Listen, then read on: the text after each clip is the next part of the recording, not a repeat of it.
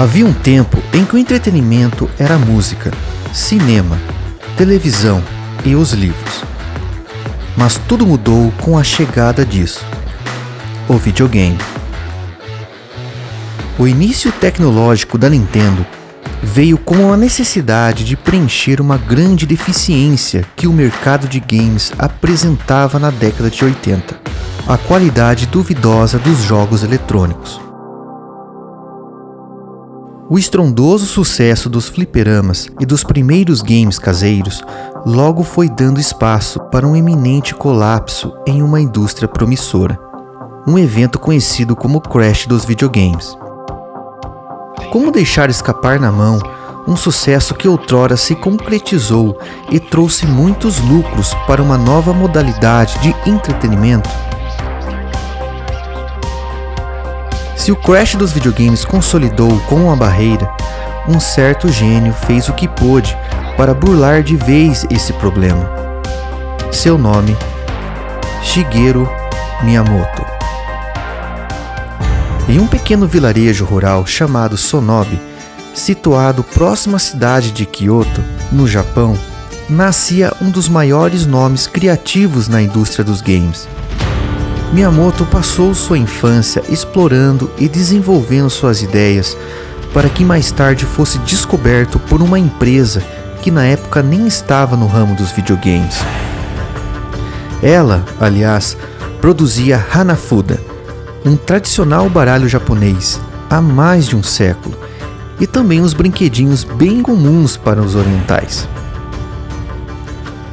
A Nintendo era visionária, seguiu as fortes tendências e começou a se afirmar como uma empresa tecnológica de jogos de fliperamas, visto que, na época, a gigante Atari reinava sozinha na comercialização de consoles caseiros. Ela incessantemente queria uma fatia desse bolo. Sua filial em Seattle, nos Estados Unidos, foi um projeto de expansão a mando do presidente da Nintendo naquela época, Hiroshi Yamauchi, que exigia um novo jogo para superar a concorrência. Assim, Miyamoto foi escalado para aprender na América do Norte o que levava aquela juventude a ficar horas e mais horas jogando videogame. A visão do jovem oriental criativo levou à construção de sua primeira história, envolvendo um herói que precisa salvar sua namorada das garras de um gorila gigante, enredo que foi incorporado no primeiro jogo com história da Nintendo, o Donkey Kong. Miyamoto era um artista único. Ele ia na contramão das ideias clichês na época, que consistia em guerras espaciais e aviãozinhos que percorriam mapas. Shigeru pensava em contar uma história, exatamente do jeito que o cinema nos introduzia a um mundo mágico de uma aventura. Os empregados americanos da Nintendo não botaram muita fé nessa ideia de Miyamoto, e como teste, colocaram o jogo do gorila numa máquina de fliperama em um bar nas proximidades para ver a reação do público. No outro dia que voltaram para verificar a situação da caixinha de moedas, para surpresa de todos, ela estava lotada de dinheiro, significando que a máquina de games operou a todo instante em que o bar estava aberto. Centenas de pessoas jogaram o game do até então pouco conhecido Jumpman. 100 milhões em questão de um ano. O encanador sem nome trouxe fôlego para uma empresa prestes a conquistar o mundo. Agora a briga pela supremacia dos videogames estava perto de acontecer. Tudo que o universo precisava era de um videogame para salvar uma era. Mas para isso, a Nintendo precisava trabalhar em um mascote que faria o negócio dos videogames decolar. Jumpman se transformou num encanador queridinho do povo, nomeado agora como Mario, devido à semelhança de um empregado da Nintendo de mesmo nome, fruto da criação do funcionário mais importante que a Nintendo poderia ter. Assim, a tacada de mestre ainda estava por vir. A influência do subúrbio de Sonobe fez com que Miyamoto desenvolvesse, se não a saga mais promissora até então.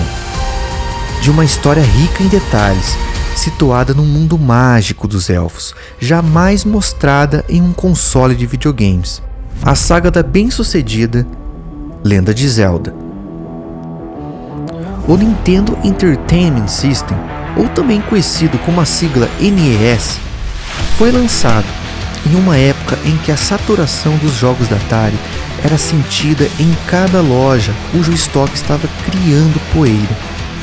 No Japão, ele é conhecido como Famicom, que vem do conceito de um videogame para a família, algo que não funcionava no lado do ocidente, pois a família já não jogava mais junto.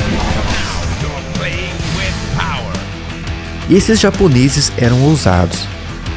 Foi talvez uma jogada de mestre apostar todas as fichas em uma indústria fragilizada pela falta de novidades, mas eles não podiam estar mais certos disso.